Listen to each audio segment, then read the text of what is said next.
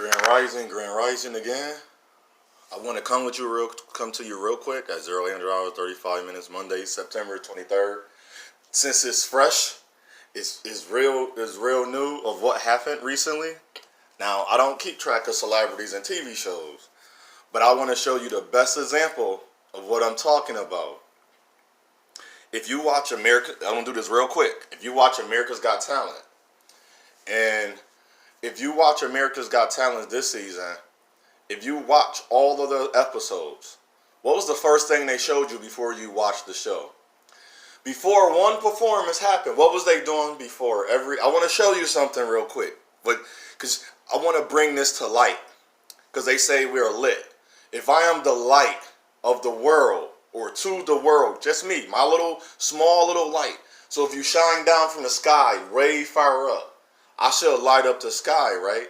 Not in some case, but spiritually. And then when I'm around people, my voice, what I'm saying makes sense. It lights up. It makes it better. Make it visible.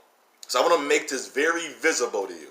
I don't want you to deny that there's not there, but I also want you to see what is not there again. America's Got Talent is to show your talent. America's Got Talent. Nike, just do it. Okay, got. That means you have. If you have, a talent, you can show the whole world and I can see it, right? I don't need your story. This is what I would do if I was going to do a talent show. I'm going to have you perform unless you're dancing or singing. I'm just going to ask you your name and perform. Then I'm going to have you go back. I'm going to ask your name. I'm going to be cold. Know why I say be cold for this one? It's going to be positive because you think it's being negative. I want to see what you can actually do before I present who you are. Hold on. When you look at me, you say it's the picture worth 1,000 words, right? But is that always in all cases? So if you look at a person that have on dirty sneakers, clothes not ironed, got wrinkles in the shirt, the pants is regular, they too tired, they too baggy, they too big, and they're here now, do that tell you about that person? We all say it does, right? But why, when on America's Got Talent, they didn't show the performance first? Why did they give you a story? I'm challenging you on to think about this real quick. It's all I talk about with you, with religion and guiding and showing your children things about life and of life. We're presenting the story first before we present the actual, what you want to call it. I don't have a name for it. But why do we present the story before we actually, in this case, it was presenting the talent. Why didn't they present the talent? Hashtag, quote unquote, God's plan. See where I'm getting at now? We just created God in our minds. You didn't show me your talents or skill first. What you came on the show, reality. Your reality of the show was not to talk about your background, your preference, your religion, your beliefs, whatever you want to call it. I'll say beliefs and religions / beliefs / religion. Nor your creed, was it? No. You was to present your light to me. Within your skill or your talent, that should have been your light. Then let me hear the story. But no, they presented God to you, quote unquote. Hashtag. That's why I say they present God to you. That's funny that you played attention. You didn't pay attention to the Drake song. The people's story is that they were poor, and he gave them money. He gave them what you needed to get out of that. He didn't give what they really needed.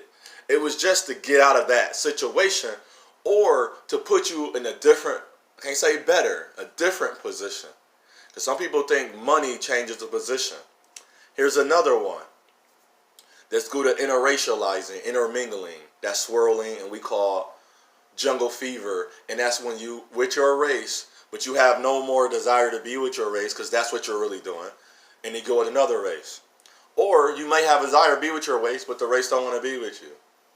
Or are you now, let's go to hashtag God's plan.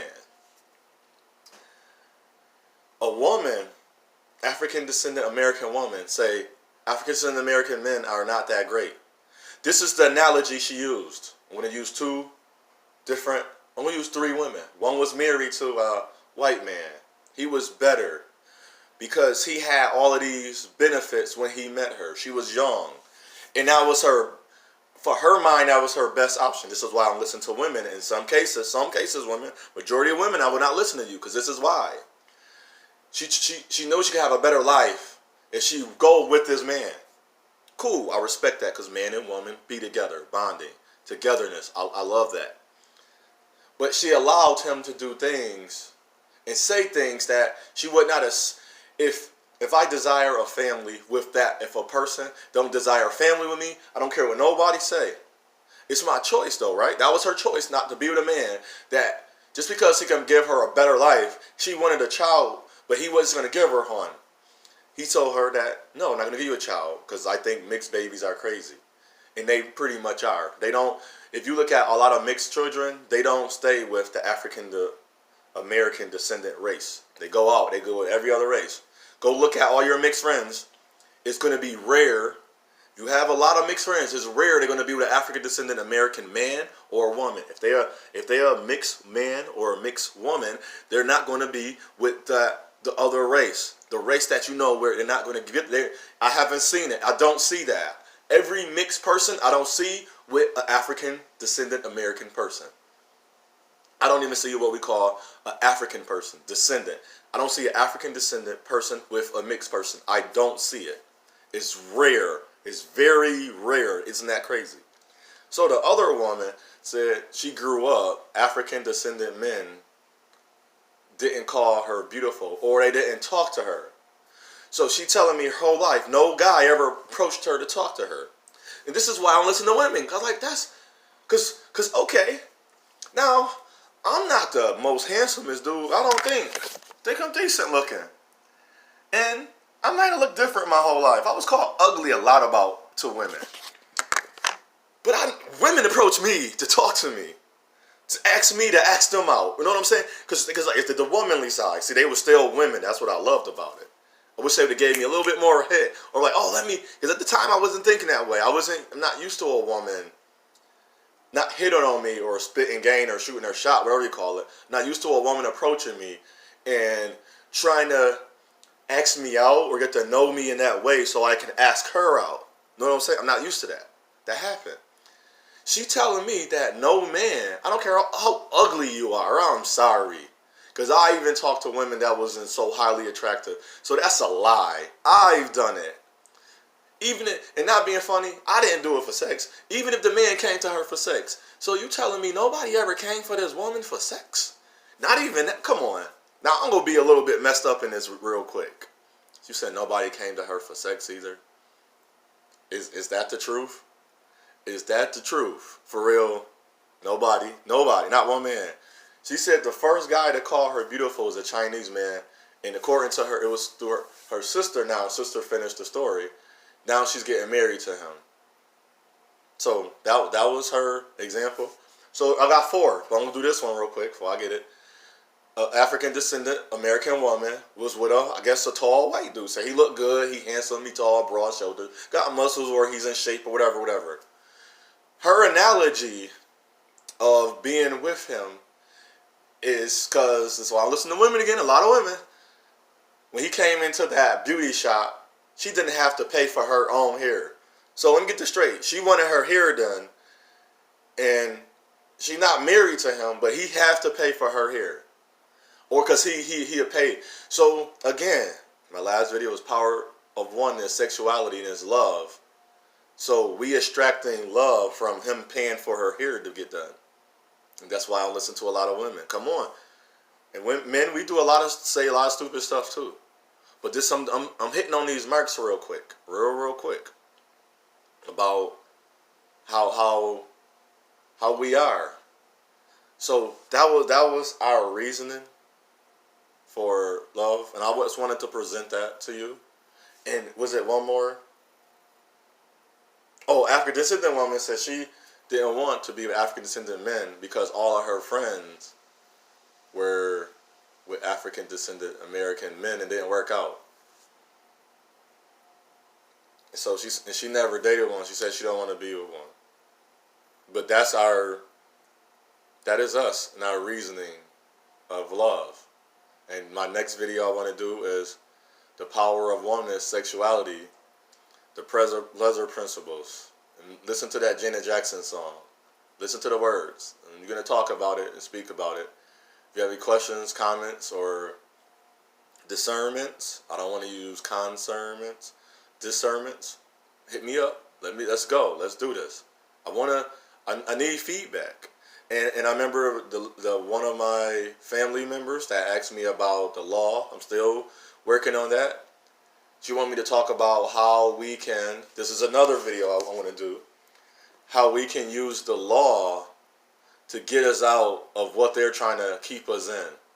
So if you think if you the one thing that can really change the world in America, change America, is taxes. That can change a lot. That's what got us in and out of it, and then also our decision making. So I say unto us, I say unto all, it's our path, it's your path, it's our choice, it's your choice. Choose wisely. I hope we start choosing wisely and making better decisions. I lost track of the title, but I wanted to share that was in me, and that's what poured out of me. And it wasn't to diss the women or to diss men. It was to highlight how we look at things, the perception of.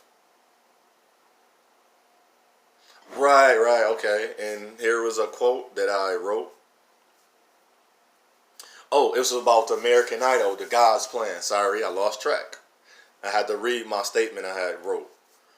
It's about God's plan. They made you think that young man, I don't care what no one say, was the best. Now go back and watch all the performances. See, I didn't watch the show. So it was easy for me for just to click on a YouTube video and just watch somebody perform. He was great. They all was great. They all was very good.